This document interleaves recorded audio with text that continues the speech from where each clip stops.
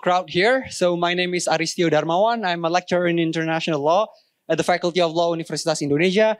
And it gives me a great pleasure to welcome all of you here on the panels on President Jokowi foreign policy. So 8 years ago, Indonesia had a new president, come from a humble background as a mayor in Solo, as a private businessman. A lot of analysts predict that his policy is going to be more domestic oriented.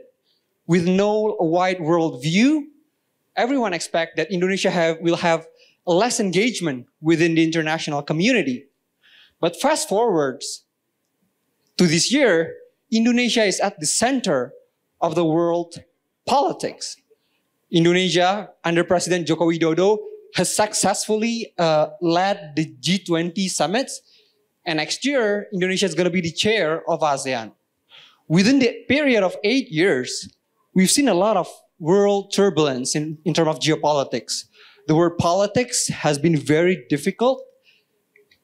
One of the difficult periods in the world history. We've seen how the United States and China rivalry here in the regions. For example, last year, early this year, we've seen the Nancy Pelosi visit to Taiwan and how the tension is kind of increasing.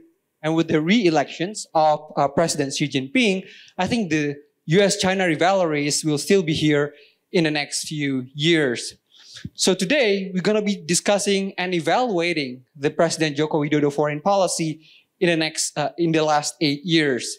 To discuss these topics, these very exciting topics, we have a very good combinations and great combinations of speakers. So let me introduce first and invite all our distinguished speakers. So please clap our hand for our distinguished speakers. So the first we have Pak Andi Wijayanto, who is the governor of the Indonesian Resilience Institute, Lemhanas. Please, Pak, join me to the stage. And the second speaker, we have Dr. Shafia Mohibbat, who is the senior researcher at the Center for Strategic and International Studies, CSIS. Give a big round of applause. And the third speaker, we have Dr. Kate O'Shaughnessy, who is a senior researcher and a former ambassador of Australia, and now a research director at the US Asia Perth Center. And last but not least, we have Pak Cornelius Purba, a senior editor of the Jakarta Post. So please join me to the stage, Pak. So in these sessions, we're going to be talking about and evaluating and criticizing President Joko Widodo foreign policy in the last 8 years or so, right? I think a lot of things that has been going on in the last 8 years. There has been a lot of criticisms about Jokowi foreign policy leaderships. There has been a huge challenge for President Jokowi in terms of engaging with the world. And there's also a lot of initiative that Indonesia have in taking a leaderships in the last several years, especially when we talk about the Indo-Pacific region. So there has been a lot of dynamic situations. But so this panel is going to be intentionally a conversation. So please answer shortly, and we hope to have more questions later on from this very excited audience. So first, let me begin by asking your observations about President Jokowi foreign policy. What do you think are the trends and the key elements that are impacting the Indonesian foreign policy under President Joko Widodo? Maybe expectations and reality of trends. So let me start with Pak Andi first. I think my main observation and criticism for foreign policy under Jokowi and also Retno Marsudi is too many collaboration, too many engagement. For example, for the G20 summit alone, Indonesia had to conduct 438 meetings in various levels. Starting from November 2001 till November 2002, 438 meetings engaging with more than 50 international, regional organizations, also with civil society community. Yeah, for example, for G20, we extended the platform, so suddenly we have the Youth 20, we had Business 20, we even have M20, Music, 20. Suddenly we have so many platforms. Yeah, in this region alone, in Southeast Asia or in East Asia, we have, of course, ASEAN, we have ASEAN Regional Forum, we have MSG, we have Indo-Pacific Forum, so many forums, so many international engagement that we need to fulfill, that we need to project our national interests. So I think the main question is what kind of collaboration, what kind of engagement that we really have to pick to better suit our national interests. That's my opening remark. Thank you. Thank you, Pak Andi. That's a very interesting one, and I do have a lot of questions based on your very quick remarks. But before, let me go to Dr. Shafia Mohibat. Thank you so much, Aristio. I was wondering, did anyone pass through Senayan on the way here? Me. Because I did, and we got stuck in traffic jam because there is a huge crowd in Senayan, a huge meeting in which President Jokowi was there. And in his speech, interestingly, because I was reading the news this morning, he said, and I quote, "This year, Indonesia's global leadership is at its highest peak." That's what he said. So it's interesting. I mean, we're here trying to assess Jokowi's performance, basically, in foreign policy. And he gave us his own assessment of his foreign policy this morning. He said it was Indonesia's global role is at its highest peak. And I think he's mentioning this at the back of the G20 summit, which by a lot of people has been hailed as successful. And also because from the lot of compliments given to Indonesia's economy as one of the better off in terms of the post-pandemic economic growth. So that's how he assesses his own foreign policy. But I think when you talk about trends and Jokowi's foreign policy, I think one of the buzzwords from the very beginning of his presidency is, of course, economic diplomacy. And I think that's also one of the indicators that he uses when he assesses his own foreign policy. And aside from that, because of this focus on economic diplomacy, then there becomes this serious need for stronger bilateral ties and bilateral dealings with a lot of countries. Now, then the consequence of this need to host a lot of bilateral meetings and bilateral engagements comes at the back of what Pak Andi mentioned earlier, that Indonesia already has so many multilateral commitments as well. So new bilateral commitments comes on the top of already existing a lot of multilateral engagements, which creates this sort of like confusion of which way is Indonesia heading. And I think this is one trick that I think a lot of countries still need to master. Basically, choosing and picking which channels you need to do, be it bilateral, be it multilateral, be it minilaterals. That's another thing that we hear very often as of late. And for dealing with which issues. So I think this is the kinds of things that it seems that everything is put into one basket of ASEAN when we deal with in Southeast Asia, no matter what the issue is. And then at the same time, we also pursue bilateral engagements with a lot of countries, which creates sort of like a massive web of interchange through various channels. So I think I'll stop here, Aristio. Right. Thank you. Right, thanks, Mbak. I think it's a very interesting point on economic, but I also have a questions for you later on. So, Dr. Kate? Untung sekali sesi ini dalam bahasa Inggris karena saya ngerti bahasa Indonesia, tapi kalau harus berpidato tentang foreign policy, nggak mungkin.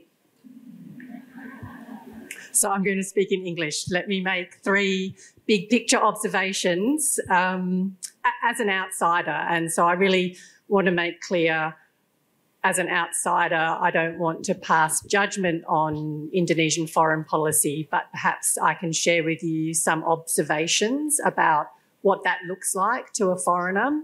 So 3 main points. I think the first point I would like to share with everyone is this idea about bebas dan aktif. This is a very strong policy and it's very well known in Indonesia.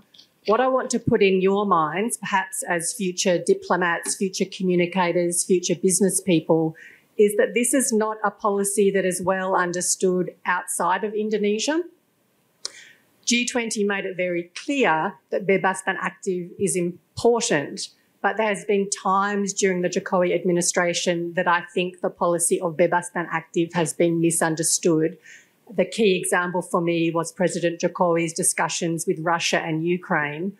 Sitting inside Indonesia, it's clear why he is doing that. But sitting outside Indonesia, some observers can see that as not taking a strong stand on Russia. So I want to put in your mind this idea of outsiders misunderstanding Indonesia's true intentions.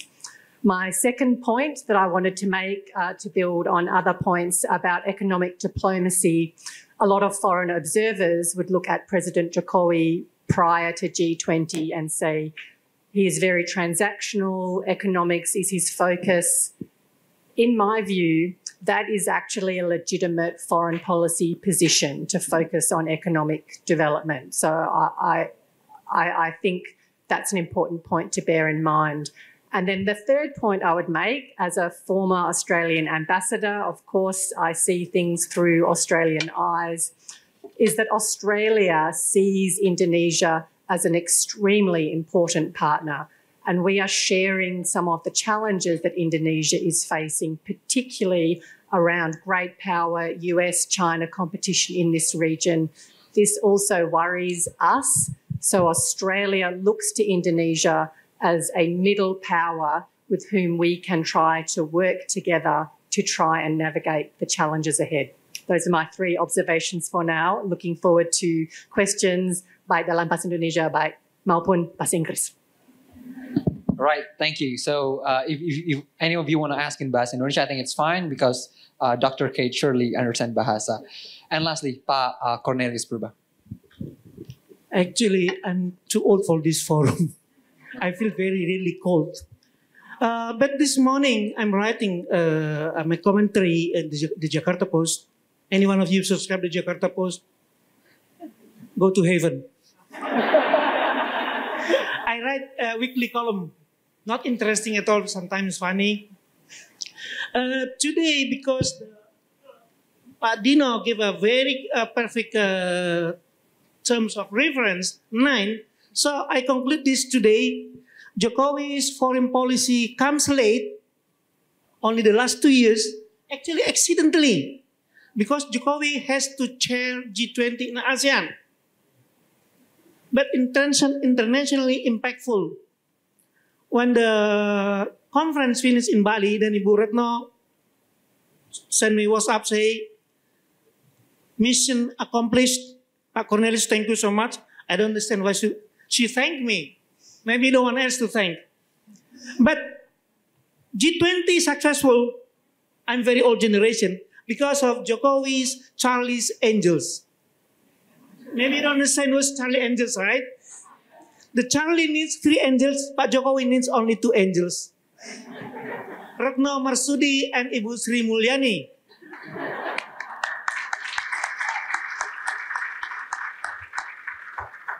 I've been following Indonesian foreign policy for 37 years. I'm too old. Jokowi is the least, the president who has no attention on foreign policy. Because his background, he is a medium furniture exporter. Thinking about cash flow. Cash flow in 6 months, not 5 years at Pak SBY. Pak SBY thinking about the glory of Indonesia in the next 10 years. Pak Jokowi, no. Where is the glory in 3 years? I can pay my secretary, I can pay my workers. Cash flow and short and medium term, and very concrete. In one conversation, he told me, when President Xi Jinping talks much about global situation, he said, actually, I want to interrupt him, saying, actually, Mr. President, how much do you want to invest to Indonesia? That's in Jokowi's mind. So when President Joe Biden preach him about anything, in his mind is, how much investment? And Putin say, I will come to Indonesia. In Pak Jokowi means, can you send much cheaper fertilizer or wheat? He's not a man who thinking about too complicated things. That's why President needs Foreign Minister Retno Marsudi. Some say Minister Retno Marsudi, it's, what can I say, left much behind of her two predecessors. But Jokowi does not need such a foreign minister, because he said, my minister, I don't allow you to have your own vision and mission. Just follow me. And Ibu Retno follow that. Okay? Secondly, I think I already sent 2 minutes. Now, about Myanmar. Progress in Myanmar. Progress in Myanmar actually is also by accident. Different from SBY or Ibu Megawati Soekarno Putri. Oh, Ibu Dewi here, saya kehilangan keberanian berbicara. Ibu Dewi under President Habibie, I call her de facto foreign minister. Ibu Dewi, de jure foreign minister is Ali Alatas. So Myanmar, because Jokowi has no blood in his hand, he was very angry when he see atrocity in Myanmar. For instance, SBY general doesn't say he's bad, SBY, because he's a military. He used to see blood. I bet I don't say that the governor of Lemhanas also used to see blood, but his father, the general, when he see General Min Aung Hlaing topple the President Aung San Suu Kyi, so Jokowi said, no, this is not right, this is not right, this is not right, because very serious atrocities happens. Actually, Jokowi does not like Aung San Suu Kyi. Why? Aung San Suu Kyi never comes to Indonesia and Malaysia. There is a tradition among ASEAN leaders, introduce yourself, kunjungan basa-basi. But Aung San Suu Kyi refused to say that because Indonesia and Malaysia hanya membela Rohingya. Now sesudah kesulitan, dan Myanmar say, ASEAN, do more for us. So for Jokowi, Myanmar, the junta cannot be tolerated anymore. I think this will mark Indonesian leadership in ASEAN. So, the last one, please subscribe to Jakarta Post if you want to see my articles. All right, thank you very much, Pak. Very interesting presentations indeed. And you know what? I think the generations gaps look at when I read your piece in the Jakarta Post and I Google what is Charlie Angels because I don't really know and it's not in my era. So thank you very much. I have a lot of questions on that. So let me ask specific questions to each speakers. But if you want to add something to the answers, please do so. So my first questions I think goes to Pak Andi. Pak, I think it's very interesting that you mentioned that Indonesia attend a lot of forums in the last several years. You mentioned ASEAN and a lot of forums. But one of the most famous criticisms, I guess, during Jokowi foreign policy is that it is too focused on bilateral and less multilateral. My question would be, do you agree with that? For example, if we see the Jokowi presence in the United Nations, for example, Jokowi rarely presents. I think it's only one time and it's on online during the pandemics, right? So why do you think under President Jokowi, bilateral is more attractive than multilateral? What's your thoughts on that, Pak? Yeah, if we look at the data carefully, for example, please go to our MOFA website, then click policy.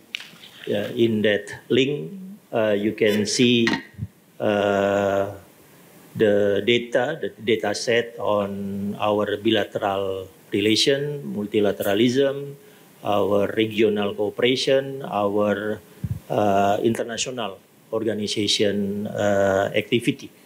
Then if you analyze the data, yeah, the conclusion is there is no significant change of the pattern of how Indonesia conduct its foreign policy.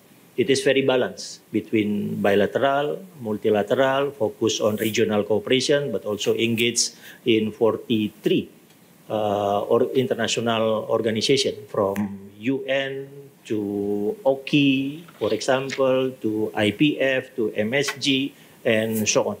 Yeah, as I said before, we have too many engagement.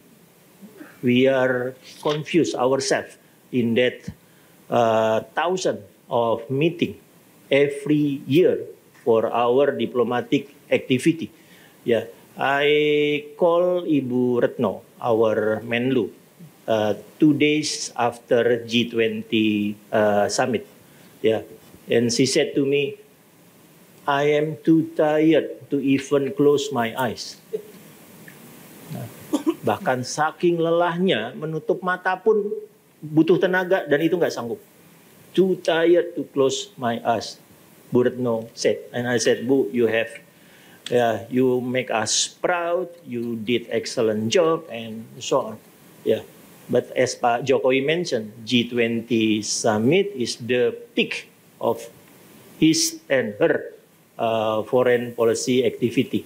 But if we look at the data more carefully, yeah, our foreign policy is very, very balanced. Yeah, multilateral, bilateral, regional organization, international organization.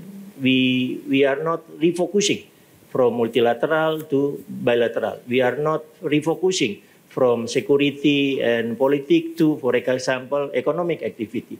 Just look at the data carefully. Yeah, regarding the United Nations, yeah, we each year create the presidential agenda for our president to attend UN meeting in October, yeah, each year.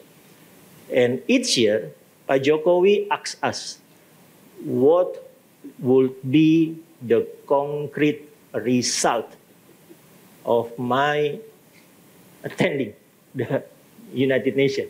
I have to go there for several hours, be there for 5 days, attending UN, give a speech for 7 minutes. What will be the concrete result of that UN General Assembly meeting? And that is very, very hard question to answer. That's why, yeah, he chose not to attend UN General Assembly meeting. Right, thank you, Pak. So I think we agree with what Pak Cornelius said, that it's a more transactional approach and what we got from each and every policy that we have. Thank you, Mas Andi, on that. Now, Mbak Fifi, I think you spoke a little bit about the economic diplomacy under President Joko Widodo. And do you agree that throughout the foreign policy in the last 8 years or so, Indonesia is more focused on economic approach, costs and benefits, rather than the geopolitical impact of Indonesia in the global stage? Do you agree with that? I think the answer would be a bit more complex. I think we run the risk of oversimplification in trying to assume whether or not Indonesia is focused on one thing and not the other. This is similar to a lot of assessments that say that Jokowi has been more domestic oriented instead of more international. I think that's oversimplification because paying attention to economic issues does not mean that you need to neglect all the other issues. I mean, things can be done in parallel. Same thing that focusing on domestic audience and domestic interests and national interests does not mean that you neglect your international role. And I think the very basic definition of foreign policy is actually pursuing also national interests. So I don't think there's anything wrong with that.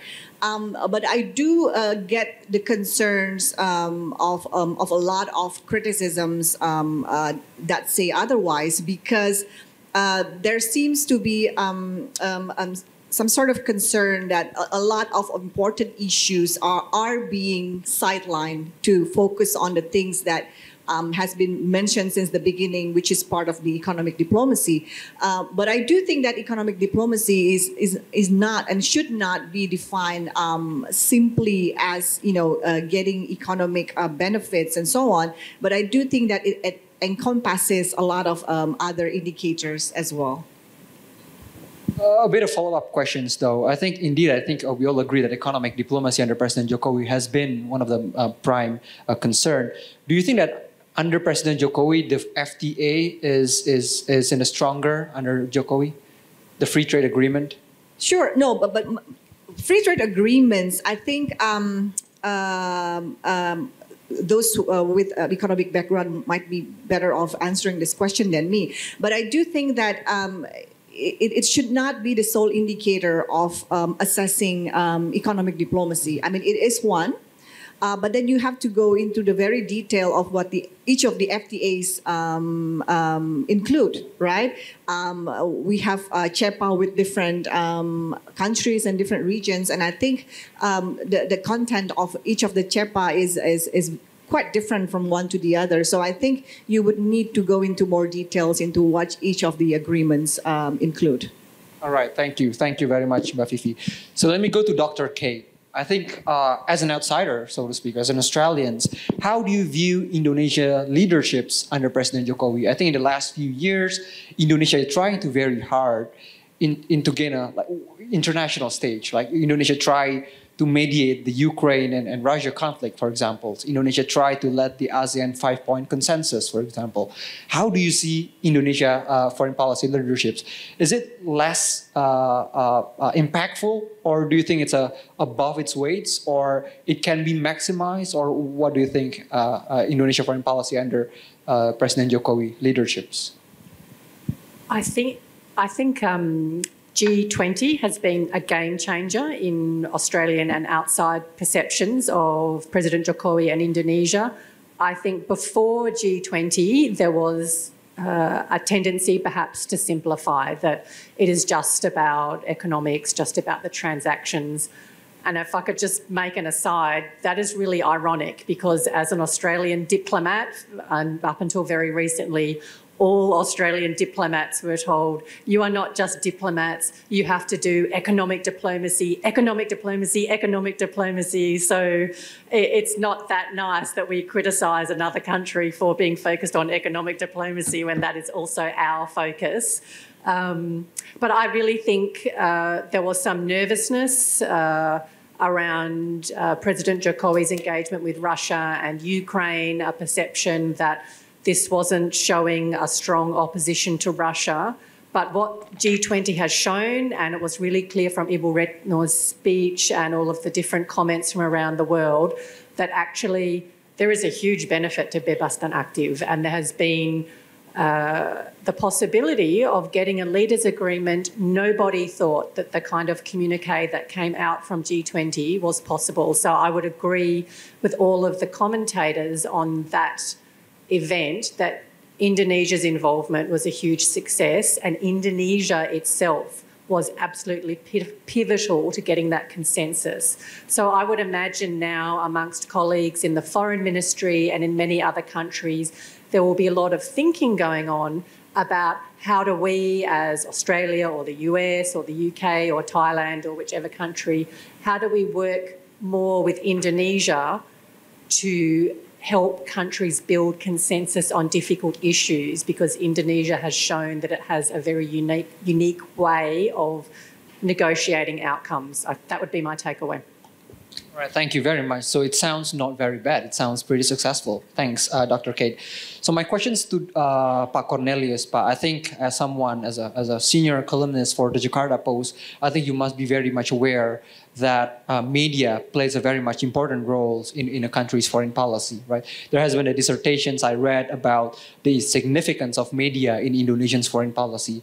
So, but now I think in the 21st century, in the last 10 years or so, I think the increasing role of social media has been very significant. And I think if we observe, if we follow the Kemlu IG, I think Kemlu very much takes social media seriously. But so what do you take on that? Do you think how the role of social media here influenced the Indonesian's foreign policy? Do you think the foreign policy makers at Kemlu really only use social media to generate the informations, or they actually also taking into account what public thinks in the social media, like the policymakers might consider opinions in Jakarta Post?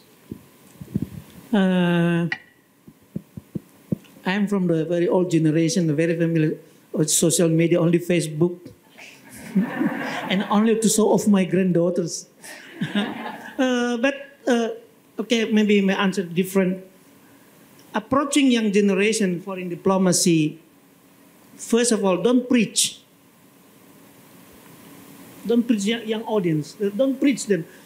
And sometimes we, columnists or whatever, they write columns just to glorify themselves. There's also problems. But now, for instance, Pak Jokowi no longer make press conference. Just post in his Instagram. What's the good of it? The president does not need to answer the question from journalists. Also President Joe Biden. But how to deal with it? In my view, I regularly write column on foreign policy. In Indonesian terms, very easy main law or those in foreign ministry. Jak kitik-kitik sedikit. For instance, 2 years ago I wrote very simple column. Jokowi may need a real powerful foreign minister. And 3 director generals come to me, as invited me for lunch. What's your motive? Why did you say that? I think right now also a bit, what is in Purba's mind? Does he want to be ambassador? And I said, three different lunch. Still apply until now. Write something. And I said, this is part of my monthly salary. If I don't write that, maybe my boss will cut my salary. No motive at all. But I think very difficult to answer this question from the moderator. Social media, there is no accuracy. Even in foreign policy, what's good? Russian foreign minister can say anything and cannot be challenged. That's the good of social media. But again, I will talk about something different. I'm very sorry. About the pragmatism.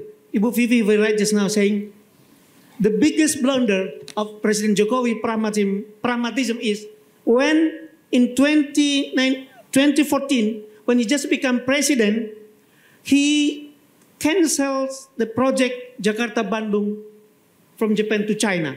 It's the biggest blunder. Because he thought, based on pragmatism, China will be my most important trading partner. So he gave it to China, to Jakarta-Bandung. What happens? China agree without proper feasibility studies at all. That's the blunder of the pragmatism. And then Japan already finished all the feasibility studies. The problem is Japan give G to G, government to government. And China says, I think like in Glodo lah, easy lah pak. This business to business cannot lah. So state will not pay anything. But later, at the time, the cost of the project, $6.07 billion US dollars. Now, already suffer cost overrun at least 23%, almost $8 billion US dollars. Actually, the project is finished in 2019. At most, will be finished in June next year. So delayed 4 years. It means that the cost of pragmatism is not always profitable. So I answer this because I cannot answer the question social media. For me, it's an island. All right. Sorry, Pak Moderator. All right, thank you very much. So let me have one question before we go to the Q&A to all the speakers. I think let's talk about the giants in the room, really, is the US-China rivalry and the US foreign policy. So let me go first to Pa Andi. Pa, as a security scholars yourself, how do you view Indonesia's role in the US-China rivalry? Of course, I think as Pak Dino said this morning, no countries view Indonesia as a threat. But how Indonesia view and Indonesia's role in terms of this increasing geopolitics rivalry, and of course, in particular, how the domestic politics of foreign policy making view this U.S.-China rivalry. We at Lemhanas this year really focus on geopolitics. When Lemhanas established by President Sukarno back in 1965, President Sukarno asked Lemhanas to become the school of geopolitics. So this year we really focus on geopolitics. And we did our initial study. We published our study May 2022. Then the main conclusion of the study, the geopolitics in our era right now is the era of connectivity, the era of global connectivity, the era of global supply chain. And we can see several global initiatives, several global mega projects to create this connectivity. China, of course, initiate what they call as Belt and Road Initiative. Now it already changed to, the term used now is Global Development Initiative, launched by Xi Jinping in August 2022. US now initiate the project of Indo-Pacific Economic Framework. Russia already initiated the project of North and South Corridor. These all project, mega project of global connectivity.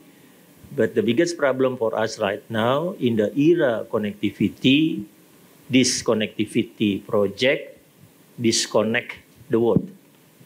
Connectivity disconnect the world. Global connectivity mega project creates global fractures, patahan global. So what will be the best connectivity project for Indonesia? We are now the chairman of ASEAN. ASEAN has its own ASEAN connectivity project, the cross-border connectivity project between, for example, Malaysia and Thailand, between Thailand and Cambodia, and so on. We have our own connectivity project. But now the connectivity project disconnect the world. We see the rivalry between China, US, between US and Russia, and we have to have our own position on global connectivity. So we really know how to join or not to join one initiative. But the best way, I think, to address with this connectivity in the era of connectivity is really to project our national interest. So we have to think, for example, what will be our own mega project for digital transformation? What will be our own mega project for green energy transition? What will be our own mega project for blue economy in this region? If we cannot come up with our own initiative, then we have to choose Global Development Initiative of Xi Jinping, Indo-Pacific of Biden, or North and South Corridor of Putin. Right, Pat. Thank you. I think that is very much. So it is very important for Indonesia and for ASEAN under Indonesia leaderships to not only an agenda taker, but also an agenda setter. What what should be our priority, what are the agenda that we want, and not only receiving proposals from either China and the United States. So thank you very much, Pak. So Mbak Vivi, I think also in regards to the US-China rivalry, and of course from the economic perspective, as you said earlier, as Pak Cornelius said earlier, is that Indonesia foreign policy is very much an economic-oriented and economic diplomacy. Do you think that Indonesia economic-oriented foreign policy led Indonesia to be closer to China because China has a lot of things to offer to Indonesia? Do you agree with that proposal, Mbak? Okay, simple question would be no, but I think to elaborate on that, when it comes to Indonesia and major powers and how Indonesia views geopolitical competition between US and China, I mean, if you see as a whole, you can see that Indonesia is trying to have close relations with both countries, right? I mean, that has been the policy since the beginning, that Indonesia seeks closer relations with both US and China in all spectrum of cooperation, be it economy, political security, now on disaster management as well. So that's how you can define the dynamics as a whole. But I think this can be also understood through two perspectives. One, if you want to look at it as a strategy, then one can say that it's a good strategy. That means that Indonesia is trying to get as much benefit as possible from both countries by being close with the two of them instead of choosing one. But another perspective can also lead you into analyzing it as Indonesia's policy has been filled with ambiguity. Because if you keep referring back to bebas aktif, it seems that trying to approach both countries in the same manner, you are highlighting the bebas part of bebas aktif, meaning that Indonesia has been quite ambiguous when it comes to actually having a clear policy on some very pertinent issues. One can mention South China Sea, for example, but you can also mention a lot of different examples. So there are two sides of the coin to try to analyze this, but I think trying to define Indonesia's major power relations is basically, befriending both of them, trying to get as many benefits as you want. But then if you want to have a look at it, to answer your question from solely an economic perspective, you can't escape the sense or the insinuation that Indonesia has been pretty much closer to China because of the economic offer that China has been making to Indonesia. Right, thank you, Mbak Vivi. So I think with economic calculations, it is more benefit for Indonesia not to choose either US and China and engage more with both of the countries. So thank you very much. So Dr. Kate, from your perspective, I think as an Australian, how do you view the successful of the ASEAN outlook on Indo-Pacific? Of course, I think Indonesia tried to push the outlook to reiterate the ASEAN centrality. And not only as a receiver, but also to set the agenda. So how do you think the successful of the outlook on ASEAN outlook on Indo-Pacific, how far it goes, and what can it be maximized as a potentials in the future? So, firstly, I think there's a lot of similarities actually between the ASEAN outlook, which was of course driven very strongly by Indonesia, and the Australia Indo-Pacific outlook as well, which both of them place ASEAN at the centre of those outlooks and put forward clearly the importance of free trading, fair trading, connectivity, a stable region. That's really important to all of us. What I would say, maybe relating that back to the broader question of geopolitical competition, is that I think within that outlook, it's important for each country, including Indonesia, to think about what you might do if geopolitical competition heats up in a way that you don't want it to. And let me give you the example of Australia, which all through the 1990s, the 2000s, right up to 2020, every single government had a very clear policy. We trade with China and we are a strategic ally for the US. We won't choose. We don't choose because 30% still of Australia's trade is with China.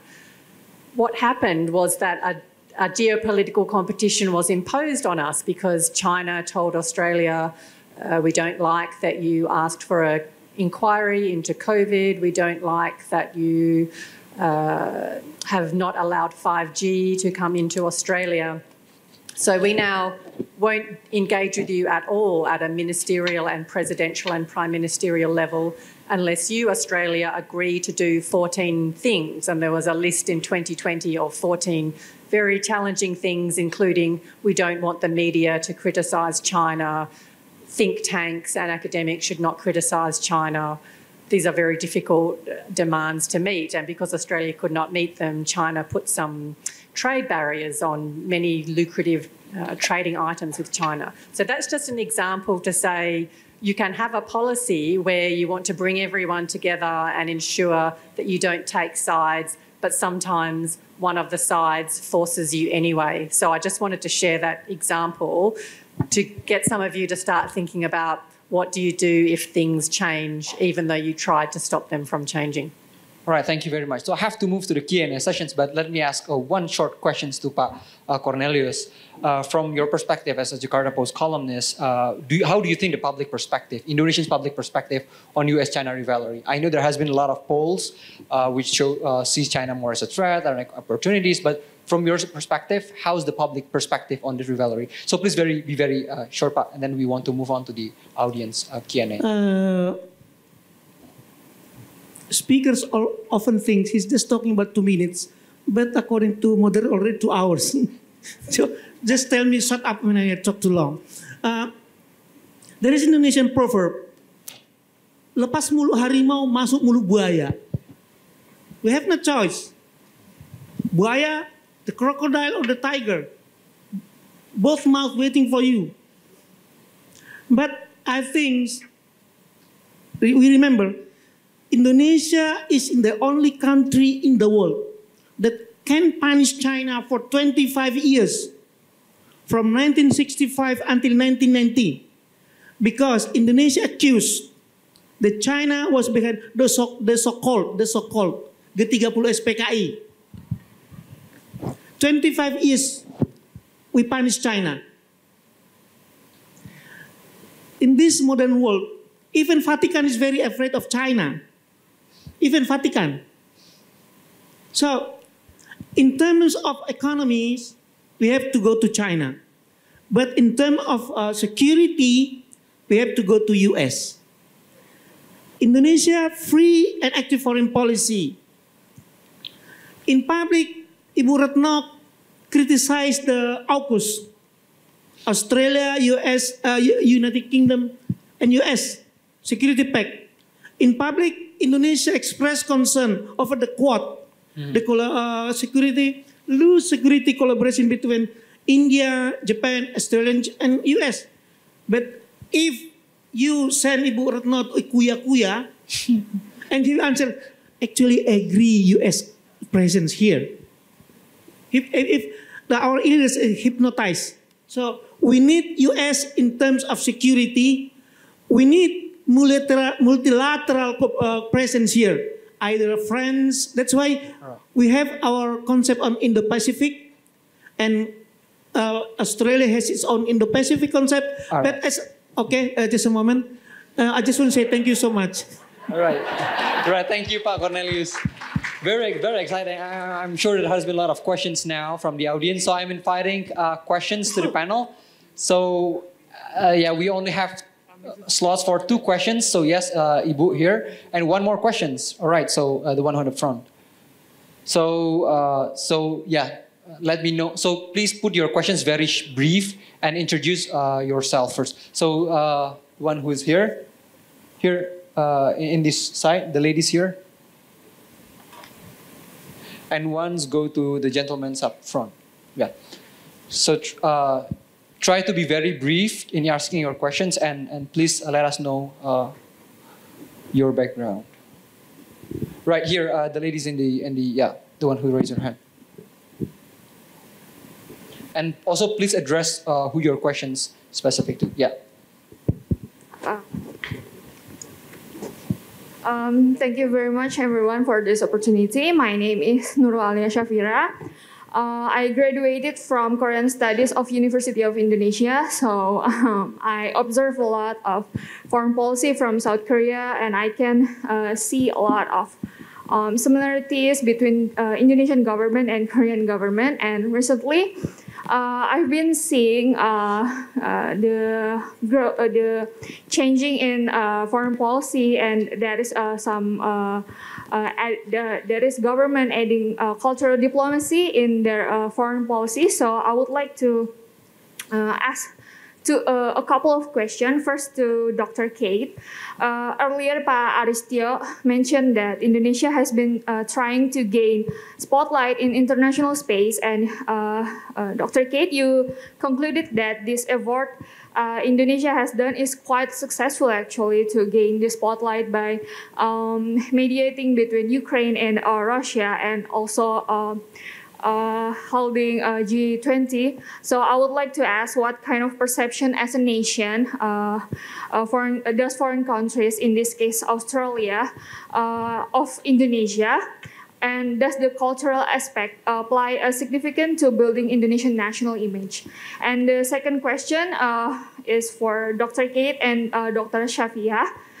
So compared to another Asian country such as Thailand, who is, in my opinion, more active in doing cultural diplomacy or gastro diplomacy, is there a place for cultural diplomacy in following policies under Jokowi's presidency, and or maybe in the future of Indonesian foreign policy? And from your observation and opinion, would cultural diplomacy give a significant benefit for Indonesian national image or maybe other sectors? Thank you very much. All right, thank you very much. And the gentleman here in the front. Okay, hello everyone. Thank you so much for the time, and I really appreciate all the talks and discussions from the speakers. I'm from International Relations, Satya Wacana Christian University from Salatiga. If you do see all of my students here, we are about 100 students.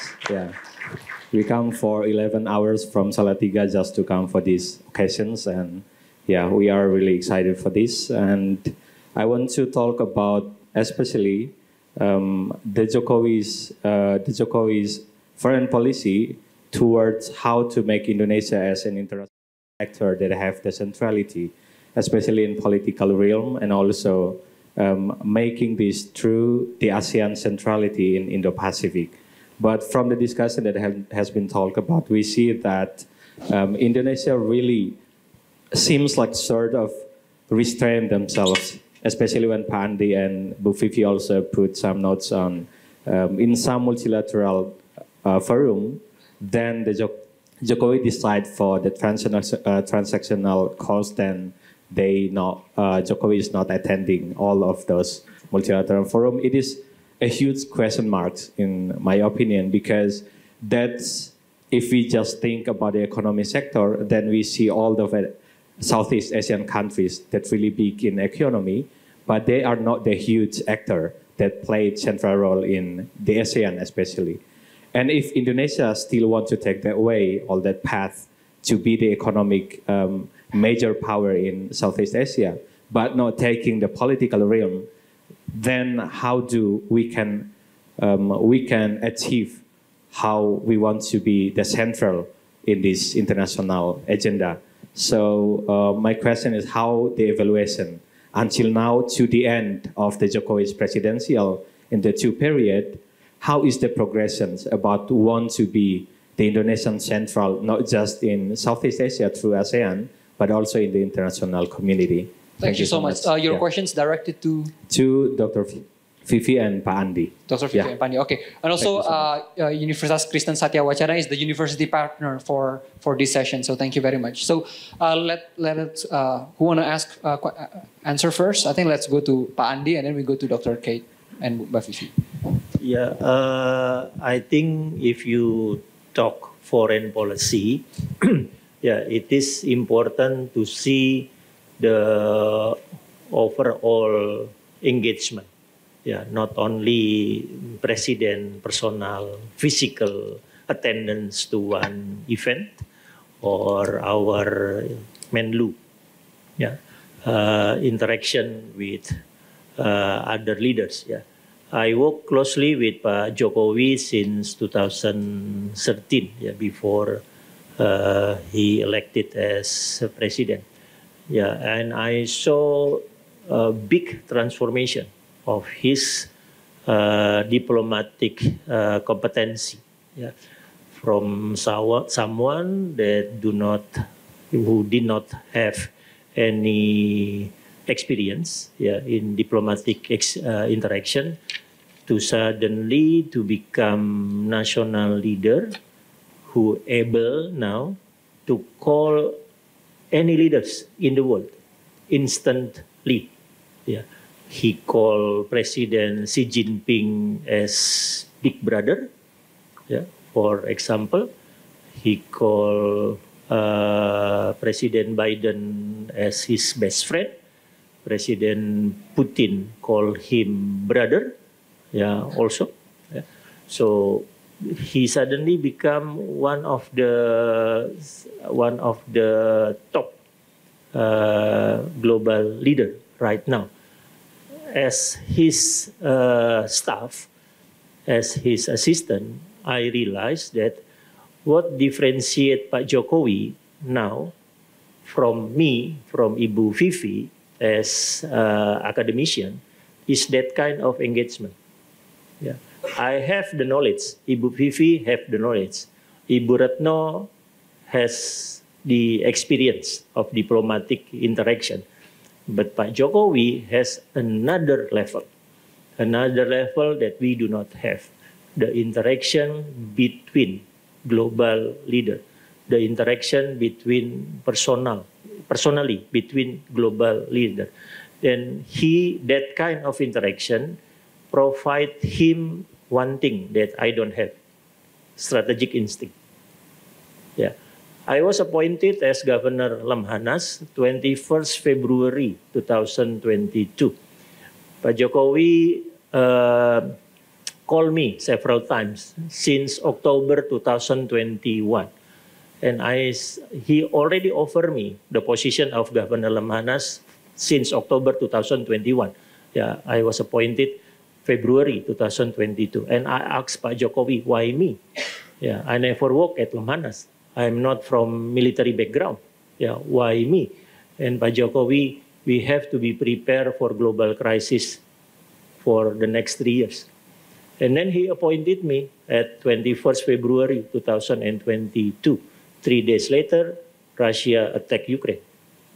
Yeah, and at that 21st February 2022, after official appointment, and he asked me to his working room, and we have personal discussion for most an hour. And he said, please focus on 5 issues. Please focus on upcoming global crisis. Please create one specific crisis team at Lemhanas. Yeah, that's 3 days before Russia attacked Ukraine. Yeah, what I want to tell us is he has now that strategic instinct in that global level because of long engagement, yeah, especially with others global leaders. I don't have that kind of engagement. Yeah, that's why I saw him now. I see Pak Jokowi right now is a truly national and global leader that already has a very sharp strategic instinct. And I hope he can lead us until October 2024, especially to navigate us how to mitigate the upcoming global crisis for the next 2 years. Right, thank you. Thank you very much. To the strategic instinct, I think that is very precious. So Dr. Kate? So questions on, I'll be very brief, I know we're running out of time. Perceptions of by Australia of Indonesia after G20, I think in government and the bureaucracy, very, very high. In the community in general, there was a survey earlier this year asking Australians, who do you think your best friend in Asia is? And 15%, 15, said Indonesia. That's not because Australians don't like Indonesia. they just don't know Indonesia. So I think there's still a job there for promotion. And then there was also a question on cultural diplomacy. I think it's really important. And in my opinion, Indonesia sate, nasi goreng, lote, nanti Indonesia menjadi superpower. Gitu aja deh. Thank you very much, Dr. Fifi. Sure, just adding a little bit. I think the question on the Indonesia's global role or global leadership, I think it's quite interesting that, I mean, the aspirations is definitely there. I mean, I come from a generation where it's cool. We were taught that Indonesia was placed between two oceans and two continents and so on. That's why it's the most important country in the world. So the aspiration has always been there. But I think so far there are clear limitations as well, mostly from, from our domestic situation, cases of corruption, uncertainty of law, and so on. So I mean, the strategy is actually to balance and to make this required situation within the country to actually allow for the aspirations to actually be achieved. All right, thank you. Thank you very much. So I think based on the discussion that we have, I think if we see the President Joko Widodo foreign policy for the past 8 years, I think we are doing very well, quite okay. I should say it's above expectations because we tend to have a very low expectations. As some of the speakers say, President Jokowi doesn't have a firm international affairs background or experience. But now, 8 years after he gained leadership, he are at the center of the world stage. I think The Economist, I think the New York Times also highlighted one of the Indonesian achievement and leaderships. So thank you very much to all the speakers for the very enlightening presentations. I do learn a lot, and I'm sure all the participants here learn a lot from your presentations. So please join me in giving a big round of applause for our speakers. So thank you very much. So next, I think there will be a handover of jackets, and then we're going to be taking a picture together. Right? Okay. You want me to give it to the... all right. So thank you very much.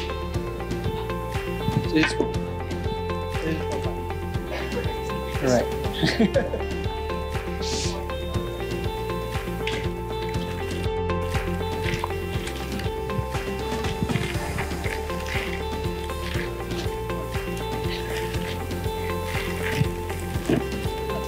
Should we put it on? Should we put it on this one? Okay.